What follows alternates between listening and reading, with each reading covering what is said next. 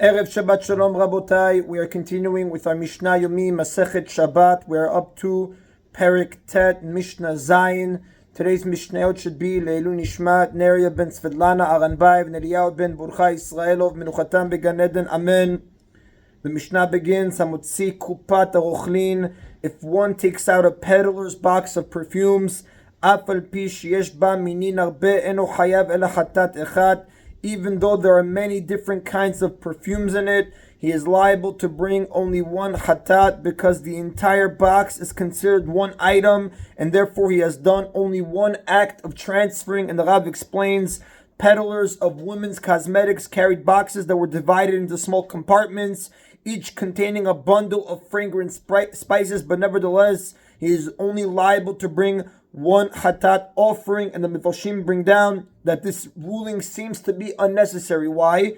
Because in chapter 7, Mishnah 1, we learned that if a person did different forms of a single melacha, meaning several different toladot of one av, during a single lapse of awareness, he is liable to bring only one chatat. Therefore, even if a person carried different objects separately, he would incur just one chatat liability since he performed just one melacha of transferring. So it's needless to say that one who carried several perfumes together would only bring one chatat, is only liable to one chatat offering. But nevertheless, our Mishnah says it's halacha because it's following the opinion of Rabbi Yoshua in Mishnayot Sefer Kritut, Mishnayot Masechet Kritut, chapter 3, Mishnah 9, who holds, contrary to chapter 7, Mishnah 1, that a person who did several different forms of a single transgression must indeed bring a chatat for each one.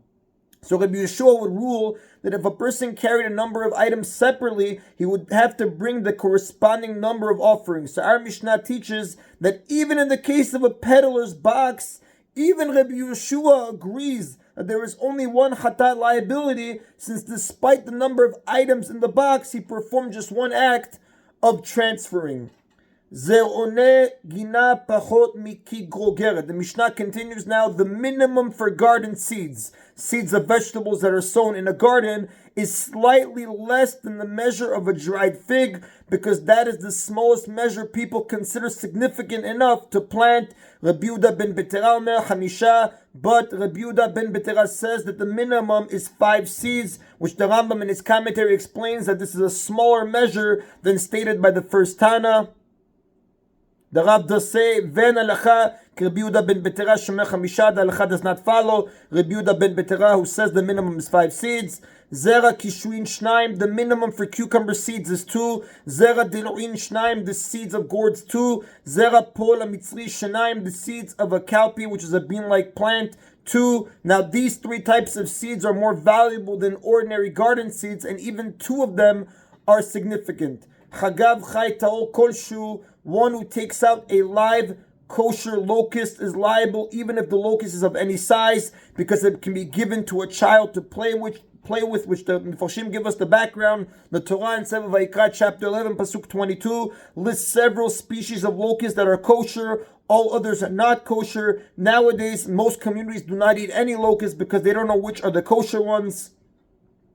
But the Mishnah in any event says, like we said, one who takes out a live kosher locust is liable even if it's of any size, because it can be given to a child to play with. Met ki grogeret, but in the case of a dead kosher locust, the minimum is the size of a dried fig, as is the halacha, as is the law for all edible food.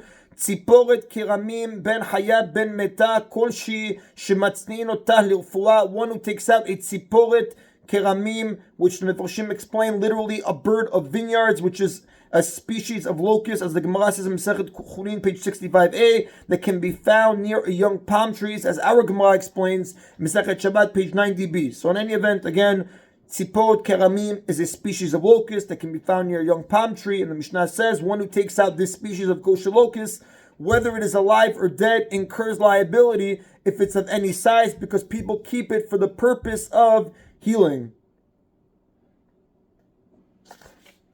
Now, before we quote Rabbi Yehuda's opinion, the previous Tana that we just said specified a live kosher locust, which implies that one is liable for carrying a minuscule locust only if it's kosher and not if it's non-kosher, because a tiny locust bears significance only if people would give it to a child to play with, and people would not give a child a non-kosher locust because it might die and he might eat it. But Rabbi Yehuda disagrees. Rabbi Yehuda says,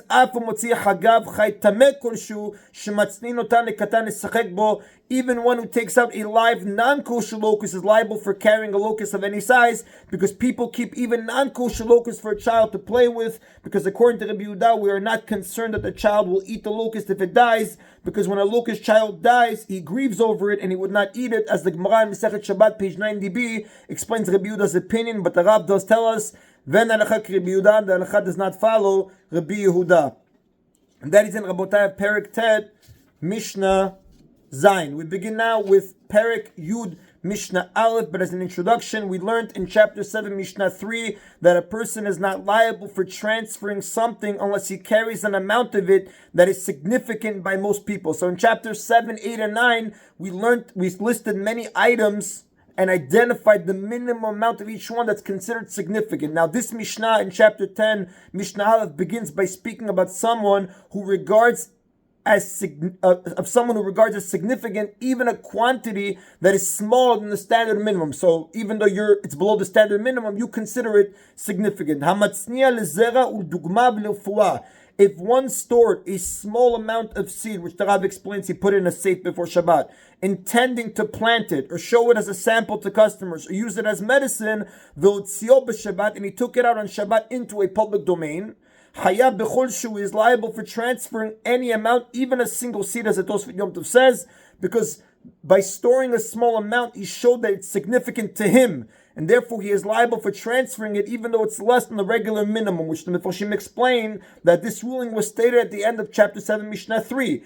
Our Mishnah repeats it to teach that even if the person who stored the seed forgot why he stored it, and then took it into a Reshut HaRabim, a public domain, for no particular reason, he is still liable. Because since he considered it important at one time, it retains its importance, as Rashi explains in page 98 in Masechet Shabbat. Now, our Mishnah says that the person stored the item for a purpose. However, the same halacha applies to someone who didn't store it at all, but transferred it for a purpose, because he too attaches importance to the item by intending to use it, so he also incurs the liability regardless of the item's size. Now, the standard minimums that we said in the chapters of chapter 7, 8, and 9, that apply only to a person who neither stored it for a purpose or transferred it for a purpose. So we're going to give him the minimum designation for it, that minimum amount. But somebody who stores it or transfers it for a purpose, even koshu, even a minute amount, he would already be liable.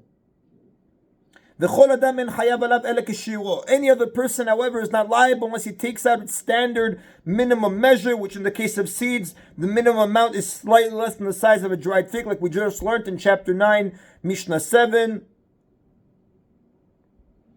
And again, any other person is not liable unless he takes out its standard minimum measure, because he presumably does not attach significance to a smaller amount. Chazar v'chniso. Likewise, if the one who stored a small amount of seed and took it out on Shabbat changed his mind and decided not to use it for the purpose he intended, like planting, and then he brought it back into the private domain, and he is not liable unless he carried its standard minimum measure, because once he changed his mind, the smaller amount stopped being significant to him, which the Mefarshim explain, since he decided not to use the seeds for the original purpose, they lose the significance that they previously had. Now at this point, he becomes like any other person who is not liable unless he carries the standard minimum. Now, had he merely forgotten why he had stored the seeds, they would still retain their significance, like we said earlier. Here, however, he didn't just forget, he knowingly changed his mind and decided that he would not use them for the original purpose, so in this case, they are no longer significant for him. Now, although the Mishnah speaks of a person who changed his mind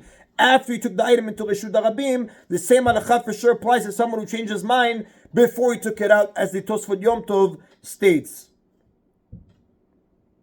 And that is in Rabotai today's Mishna Yomi. Everybody should have a Erev Shabbat Shalom. Baruch Adonai Le'olam. Amen v'amen.